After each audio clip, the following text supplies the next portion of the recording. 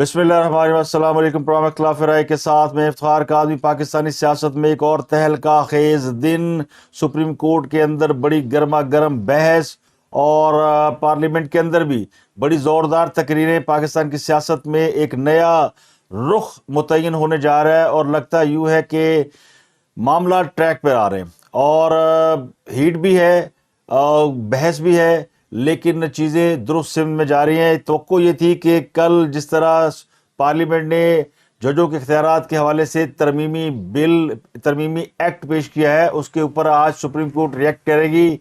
लेकिन हैरान कुन तौर पर सुप्रीम कोर्ट ने इसके ऊपर रिएक्शन उतना नहीं दिया जितनी तवक्को की जा रही थी। ये मामला आएगा क्योंकि इसमें बहुत से लोगों की बहुत सी एक्सपेक्टेशन है। मसलन तहरीक इंसाफ के लोग कल ये कह रहे थे कि आज जब सुप्रीम कोर्ट का सेशन होगा तो सुप्रीम कोर्ट सबसे पहले इन अमेंडमेंट को उड़ा के रख देगी, कालअदम करार दे देगी। लेकिन सुप्रीम कोर्ट ने अभी उस मामले को टेक अप ही नहीं किया। सुप्रीम कोर्ट के अंदर बहुत कुछ हुआ, लेकिन जो कुछ पार्लियामेंट के अंदर हुआ वो भी हैरान कुन और वो भी अकल को हैरान कर देने वाला था।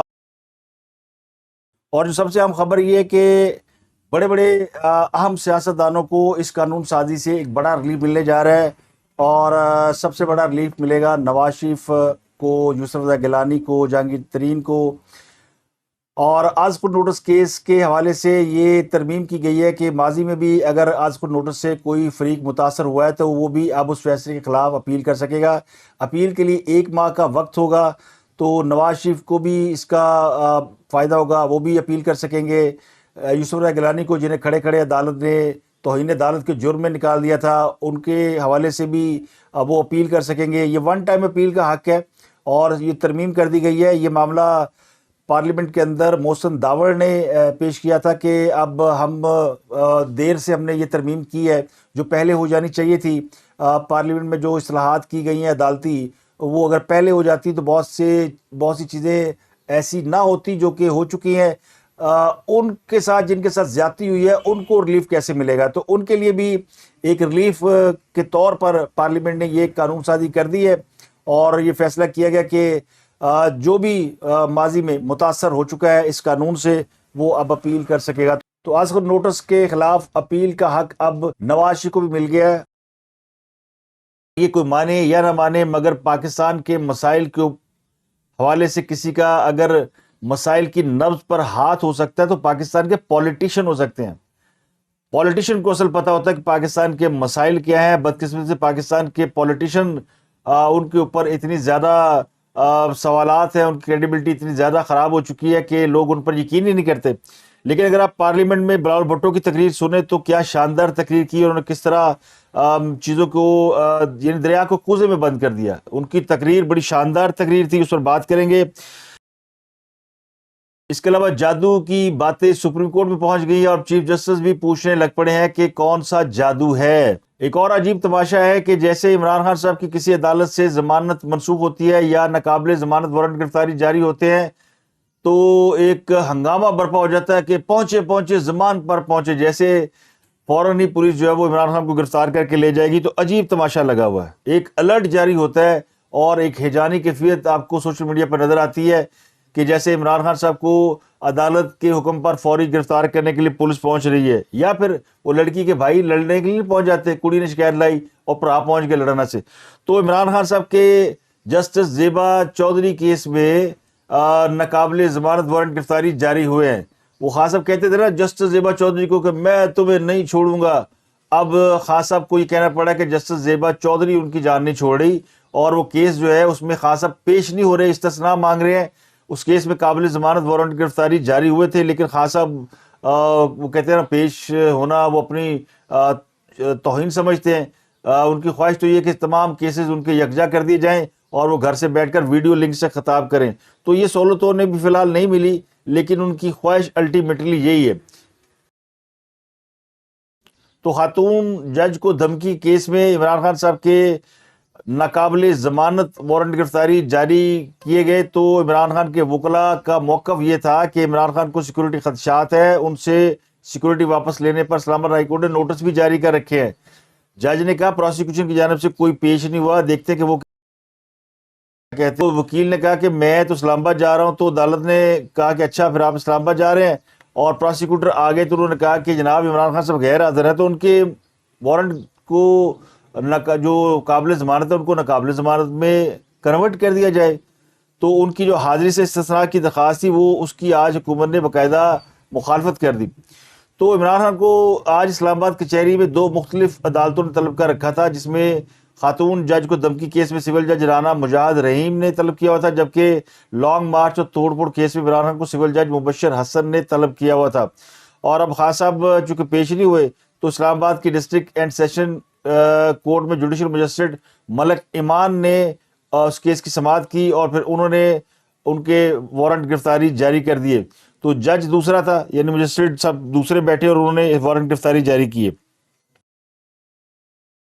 عرفان قادر صاحب وزیر اعظم کے معاون خصوصی تھے برائے داخلہ اور کچھ اور ان کے پاس پورٹ فولیو تھے، انہوں نے آج استعفیٰ دے دیا. تو بڑے خوش ہوئے وہ لوگ جو کہ یہ چاہتے تھے کہ حکومت کے اندر کوئی دراڑ نظر آئے. انہوں نے کہا اللہ جی وکٹاں ڈگنیاں شروع ہو گئی ہیں. عرفان قادر صاحب چلے گئے. پتہ ہی چلا کہ عرفان قادر صاحب الیکشن کمیشن کی طرف سے بطور وکیل پیش ہونے جا رہے ہیں، تب پڑھتو پہ گیا دالچ. اور جیسے ہی وہ اپنے عہدے سے استعفیٰ دے کر دیا، انہوں نے پرائم منسٹر نے اپروو کیا، وہ بطور وکیل الیکشن کمیشن کے سامنے پیش ہوئے تو چیف جسٹس صاحب کی تیوریاں چڑھ گئی، ان کے مزاج برہم ہو گئے. انہوں نے کہا جناب آپ کیسے پیش ہو گئے؟ یہاں تو وکیل جو ہے وہ کوئی اور ہے جو الیکشن کمیشن کی جانب سے پیش ہوتا رہا، تو آپ تو نہیں پیش ہو سکتے. تو عرفان قادر صاحب کے بارے میں میں نے کو پہلے ہی بتایا ہوا کہ ججوں بہت سے جج خاص کر جو وہ ہم خیال بینچ ہے وہ تو ان کی تو کام پہ ٹانگتی ہیں. وہ نظر آ گیا کورٹ کے اندر کہ ان کی انٹری بڑی دھماکے دار تھی اور ججوں نے بے چینی سے پہلو بدلے اور ایک دوسرے سے آنکھیں ملائیں اور پھر جناب کہا کہ نہیں اینو نہیں بولن دینا. تو چیف جسٹس صاحب نے ان کو کہا کہ جناب آپ کدھر تشریف لائے ہیں، یا تو وکیل کوئی اور ہے جو کل پیش ہوئے تھے. عرفان قادر صاحب نے کہا ٹھیک ہے جناب، مجھے کیا پرابلم ہے، میں تو صرف یہ جاننا چاہتا ہوں کہ عدالت مجھے الیکشن کمیشن کے وکیل کے طور پر سننا چاہتی ہے یا نہیں.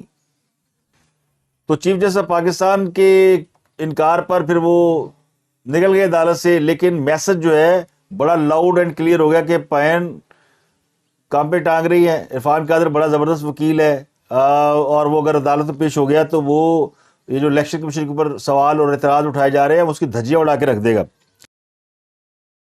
تو حسان نیازی جو عمران خان صاحب کے بھانجے ہیں ان کو بھی اسلام آباد سے لاہور لایا گیا تھا، پھر کوئٹہ لے جایا گیا، پھر اب ان کو کراچی پیش کیا گیا. ان کو میرا خیال ان کا چلہ پورا ہو گیا، تو اب ان کو کراچی کی عدالت سے ضمانت مل گئی ہے. اب ان کے خلاف فی الحال تو کوئی مقدمہ نہیں ہے. اب ایف آئی اے اینٹی کرپشن لے جائے تو الگ بات ہے، لیکن ان کی ضمانت ہو گئی ہے اور ان کو بھی لاہور واپس لایا جا رہا ہے.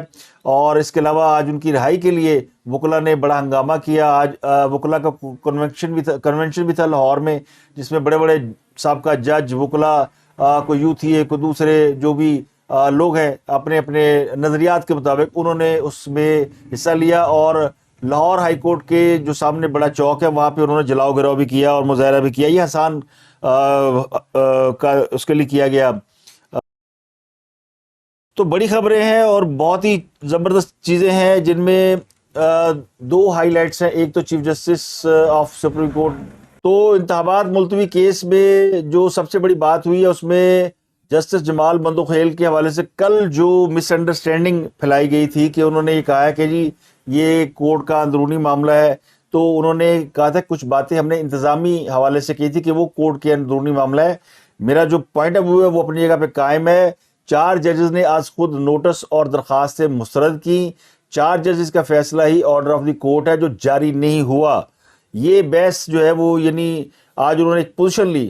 انہوں نے کہا کہ جب آرڈر آف دی کورٹ جاری ہی نہیں ہوا تو صدر نے الیکشن کی تاریخ کیسے دے دی اور الیکشن کمیشن نے کیسے الیکشن شیڈول جاری کیا. یا جو انہوں نے سوال اٹھائے تو پھر جو ان کے لیفٹ رائٹ جج بیٹھے تھے وہ پڑھ گئے ان کو.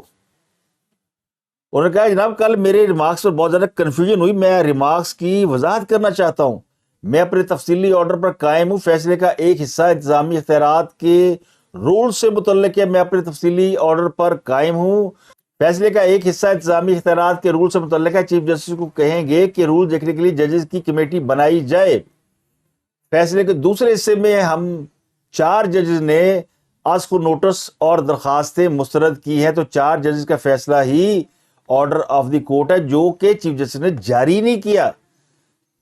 یہ انہوں نے آج بڑی امپورٹنٹ باتیں اٹھائی. اس دوران وہ بھی پیش ہوئے وکیل فاروق ایچ نائک پیپل پارٹی کی جانب سے. انہوں نے کہا کہ جناب 1 مارچ کو جو آپ نے فیصلہ دیا تھا اس پہ فل کورٹ بنایا جائے. انصاف کے تقاضوں کے لیے یہ ضروری ہے کہ پہلے اس بات کا فیصلہ ہو کہ یہ آرڈر 3-4 کا ہے یا 2-3 کا ہے. اس فیصلے کے اوپر پورا یعنی ملک کی قسمت کا دار و مدار ہے.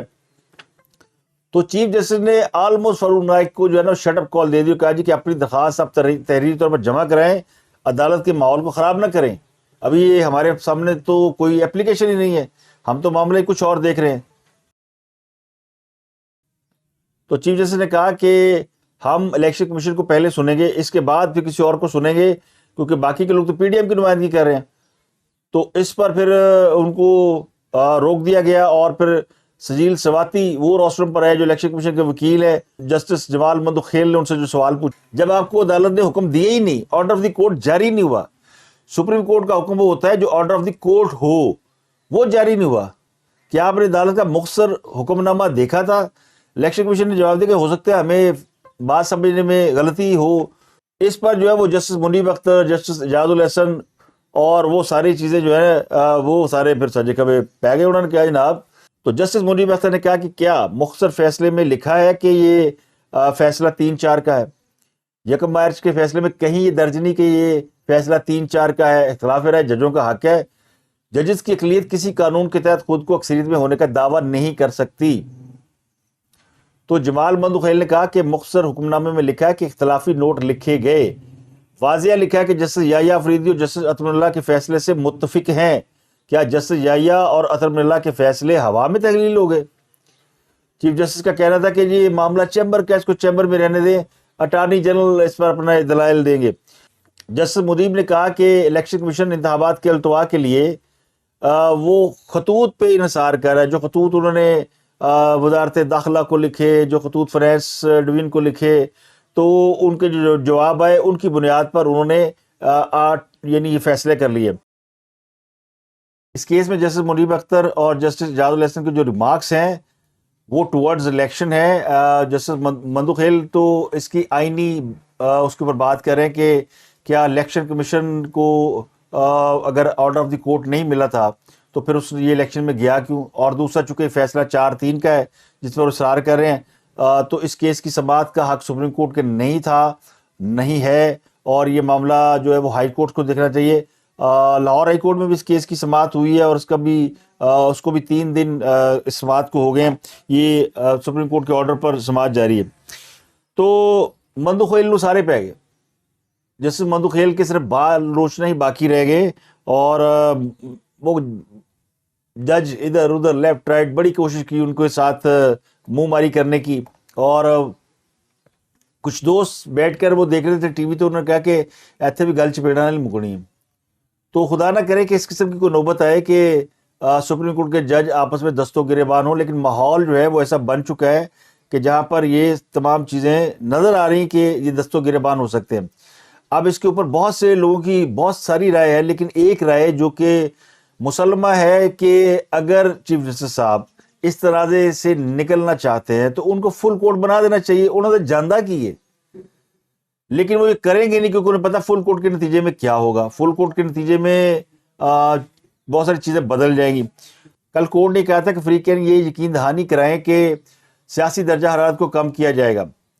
تو آج کورٹ نے حکومت کو ہدایت کی ہے کہ وہ سیاسی درجہ حرارت کم کرے اور ہمیں یقین دہانی کرائے. یعنی وہ بات پھر آ جا کے حکومت کے اوپر آ گئی, اور دوسری پارٹی جس کی وجہ سے سیاسی درجہ حرارت خراب ہے, یعنی Imran Khan P T I والے, ان کے اوپر وہ دباؤ جو ہے وہ شفٹ کر دیا گیا. تو سیاسی درجہ حرارت کس نے کم کرنا ہے؟ ہاں صاحب صرف زبانی کلامی بیان دے رہے ہیں کہ جی وہ میں اے پی سی میں بیٹھنے کو تیار ہوں, میں مذاکرت کرنے کو تیار ہوں. تو خواجہ صاحب نے بتایا کہ ان کے بندے آتے ہیں, ان کے پاس مینڈیٹ ہوتا نہیں, وہ ایسے ہی ہنسی مذاق کر کے چلے جاتے ہیں, بات کرتے کوئی نہیں ہے. یہ کہاں بیٹھنے کے لیے تیار ہیں؟ پارلیمنٹ کے اندر بھی سے بات ہوئی, پارلیمنٹ میں بھی بلاول بھٹو نے بھی کہا کہ اینڈ آف دی ڈے تو بیٹھنا ہی ہے نا, ویدر یو لائک اٹ اور ناٹ, ہم پسند کریں یا آپ پسند نہ کریں سب کچھ ٹھیک ہے, تو بیٹھنا پڑے گا. تو مذاکرات کی بات یہ ہوتی ہے, اور اس پہ پھر فاروق ایچ نائک نے پریس کانفرنس بھی کی, باہر جا کے جو میڈیا سے بات کرتے ہیں انہوں نے کہا کہ جناب یہ ایک ہی سیاسی جماعت کا موقف سن رہے ہیں, ہمیں سن ہی نہیں رہے. تو اب یہ کیس کل دوبارہ 12 بجے اس کی سماعت ہونی ہے, تو اس کے اوپر پھر اور وہ کہتے ہیں نا ملاکھڑا ہوگا. لیکن فی الحال عدالت جو ہے وہ فوکسڈ آن الیکشن، اور اس نے ان دونوں چیزوں کو نہیں چھیڑا. اپنے اختیارات کے حوالے سے جو بل پیش ہوا ہے اس کو نہیں چھیڑا، اور وہ جو 4-3 والا معاملہ ہے وہ بھی عدالت اس کو بھی سننے کے لیے تیار نہیں ہے. اب جو بلاول بھٹو نے تقریر کی پارلیمنٹ کے اندر ویسے 2 بل اپروو ہوئے ہیں. ایک پریکٹس اینڈ پروسیجر بل ہے، یعنی قواعد و ضوابط کا بل ہے. ایک وکلاء کے تحفظ اور فلاح کا بل ہے. یہ 2 بل اپروو ہوئے ہیں، اور اس میں بہت ساری امپورٹنٹ باتیں کی گئی. تو میں اس لیے کہتا ہوں کہ پارلیمنٹ جو ہے بہت سی چیزوں کی طرف رہنمائی کرتی ہے، گائیڈ کرتی ہے. اگر پارلیمنٹ کا صحیح طور پر استعمال کیا جائے، اور حقائق بھی بہت سی سامنے آتے ہیں. بہت سی چیزیں پارلیمنٹ میں ایسی سامنے آتی ہیں جو آپ کی نظروں سے اوجھل ہوتی ہیں، اور پارلیمنٹ کے اندر آپ کے لیے جھوٹ بولنا اس لیے مشکل ہوتا ہے کہ وہ چیزیں ریکارڈ کا حصہ بن جاتی ہیں. بعد میں وہ ریکارڈ آپ کو ہانٹ کرتا ہے، وہ آپ کے سامنے رکھ دیا جاتا ہے کہ آپ نے یہ باتیں پارلیمنٹ کے فلور پہ کہی ہوئی ہیں. تو ان باتوں کی کسی نہ کسی حد تک اہمیت ہوتی ہے. بلاول بھٹو نے جو تقریر کی اس نے کہا یہ جو سب کچھ ہوا، یہ جو ایک دم چیزیں بدلی ہیں، انہوں نے 2 باتیں کی. ایک تو کہا کہ ہم نے جو عمران خان کو ہٹایا وہ ہم نے تحریک عدم اعتماد کے ذریعے ہٹایا. پاکستان کی تاریخ میں پہلی مرتبہ جمہوری طریقے سے کسی وزیر اعظم کو ہٹایا گیا تھا.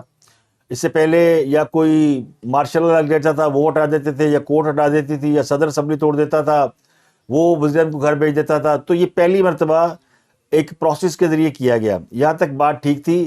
یہ جو انریسٹ پیدا ہوا اس کے بعد جو سیاسی عدم استحکام آیا، اس وجہ سے نہیں آیا کہ ہم نے تحریک عدم اعتماد پیش کی. اس کی ریزن انہوں نے بتائی کہ چینج کہاں سے ہے. انہوں نے کہا چینج اس وقت آیا جب جنرل باجوہ صاحب نے، جب وہ آرمی چیف تھے، تو انہوں نے اس بات کا اعلان کر دیا کہ آج کے بعد جو اسٹیبلشمنٹ ہے وہ سیاست کے اندر کوئی مداخلت نہیں کرے گی. ماضی میں سیاست کے اندر مداخلت ہوتی رہی ہے، اب ہم ان فیوچر اس معاملے سے خود کو پیچھے لے جا رہے ہیں اور ہم مداخلت نہیں کریں گے. یہاں سے کہانی شفٹ ہوئی ہے. یہ جو عمران خان کی پاپولیرٹی، عمران خان پاپولر ہو گیا، یہ جو ایک دم پورا ایک سینیریو بنا، یہ کسی کو سمجھ میں نہیں آ رہا تھا کہ عمران خان جو کہ جن کی حکومت نالائق، جن کی گورننس خراب، جن کی دور میں مہنگائی بے تحاشا، جن کی حکومت ٹوٹل فیلئر تھی، خود ان کے لوگ کہتے ہیں کہ جناب ہم الیکشن میں جاتے تو لوگ ہمیں مارتے، ہمارا گریبان پکڑتے، ہم سے کی جماعت کا ٹکٹ لینے کے لیے کوئی تیار نہیں تھا. لیکن خان کو جب اقتدار سے نکالا گیا تو پھر یہ چیزیں اس وقت بدلی جب فوج پیچھے ہٹ گئی. اب جب فوج پیچھے ہٹ گئی تو پاکستان کے اندر 2 نظام چل رہے تھے متوازی طور پر. ایک تھا پولیٹیکل نظام جو کہ منتخب ہو کے آتے ہیں عوام کے ووٹوں سے. دوسرا وہ طاقتیں تھی جو کہ عوام کے ووٹوں سے منتخب نہیں ہوتی، لیکن وہ پاور پالیٹکس کا حصہ ہیں، اور وہ یا آمرانہ دور میں یا ڈکٹیٹر کے دور میں یا سلیکٹڈ حکومتوں کے لیے وہ استعمال ہوتے ہیں. یعنی ایک اسٹیبلشمنٹ نے ایک ایسا طبقہ پیدا کیا ہوا ہے جو اسٹیبلشمنٹ جب حکومت فارمیٹ کرنے لگے تو اس طبقے کو وہ طبقہ آگے آ جاتا ہے. وہ طبقہ صرف پولیٹیشین نہیں ہے، ان میں بیوروکریٹس بھی ہیں، ان میں ججز بھی ہیں، ان میں اور بہت ساری طاقتیں شامل ہیں. تو یہ 2 متوازی نظام جو پاکستان کے اندر چل رہے تھے، یہ انہوں نے آئیڈینٹیفائی کیے، وچ آئی اپریشیٹ. ان کو آپ وہ خان صاحب کے ساتھ مل کے یہ سازش کروا رہے ہیں. وہ سارے قوتیں، وہ سارے سیاستدان جن کا مستقبل صرف اور صرف آمرانہ دور میں یا سلیکٹڈ دور میں ہوگا. کوئی تو وجہ ہے کہ اس ملک میں جو بھی آمر ہوئے ہیں ان کے اولاد اگر آج سیاست میں ہیں تو طریق انصاف میں ہیں. وہ اس لیے کہ ان کو پتا ہے کہ کسی آمریت کا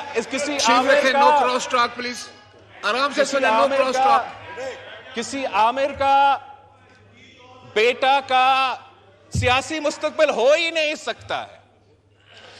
کوئی سیاسی مستقبل نہیں ہو سکتے. وہ اپنے بلبوتے پہ کوئی الیکشن نہیں جیت سکتے ہیں. ان کا اگر سیاسی مستقبل ہے تو صرف تب ہے جب آمرانہ دور ہو، اور صرف تب ہے جب سلیکٹڈ دور ہو. اسی طریقے سے جناب اسپیکر، ہمارا پورا نظام میں ایسے سٹیک ہولڈرز ہے، ہمارا بیوروکریسی میں بھی ہے، ہمارا جوڈیشری میں بھی ہے، اور ہمارا اسٹیبلشمنٹ میں بھی آج تک بیٹھے ہیں جن کا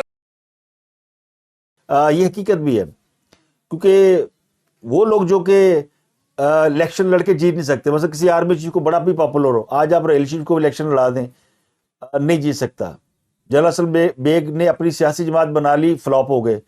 مشرف نے اپنی سیاسی جماعت بنائی، بہت بڑا آرمی چیف تھا، بہت طاقتور آدمی تھا، کئی سال پاکستان پہ حکمران رہا، بڑا بلو آئیڈ تھا، فیس بک پہ ہزاروں لاکھوں فالوور تھے، ٹویٹر پہ بہت لوگ فالو کرتے تھے، لیکن اس کی جماعت میں وہ نہیں چل سکی، نہ وہ الیکشن لڑ سکی، نہ جیت سکی، اور جو انہوں نے اس کی جماعت نے کسی الیکشن میں ایک آدھ بندے نے حصہ بھی لیا لیکن وہ نہیں چل سکی مشرف لیگ، تو حمید گل صاحب کی بڑی خواہش تھی۔ تو یہ سارے یعنی جو آمرانہ دور میں لوگ جو پنپتے ہیں، جو اس طریقے سے طاقت کے بل پہ اقتدار میں آتے ہیں، وہ پھر وہ لوگوں کو اپنے ساتھ رکھتے ہیں جو کہ کسی اور طریقے سے اس نظام کا حصہ نہیں بن سکتے۔ اب جو سوال بلاول بھٹو نے اٹھایا کہ کیا یہ بتایا جائے کہ وہ تمام لوگ جو کہ آمرانہ دور کی پیداوار ہیں وہ سارے تحریک انصاف کا حصہ کیوں ہیں؟ ان میں جنرلوں کے بیٹے بھی شامل ہیں، جنرل ضیاء کا بیٹا، جنرل ایوب کا بیٹا، یہ سارے عمران خان کا حصہ کیوں ہیں؟ اس لیے کہ یہ لوگ عمران خان یا کسی جماعت کا حصہ بن کے جو کہ اسٹیبلشمنٹ کے زیر اثر ہو تو وہ پارلیمنٹرین بن سکتے ہیں، لیکن عام آدمی، عام لوگ لیکن اپنے بل بوتے پہ وہ الیکشن نہیں جیت سکتے۔ تو یہ اصل چیز ہے، سلیکٹڈ دور، پاور پالیٹکس اور آمرانہ دور، یہ تینوں چیزیں جو ہے نا، یہ ایک نظام تھا، اس نظام کو اسٹیبلشمنٹ کی سپورٹ تھی۔ جب اسٹیبلشمنٹ نے کہا کہ ہم نہیں ہیں، وہ نظام پریشان ہو گیا کہ اب ہم کہاں جائیں، وہ سارا نظام عمران خان چبڑ گیا، جا کے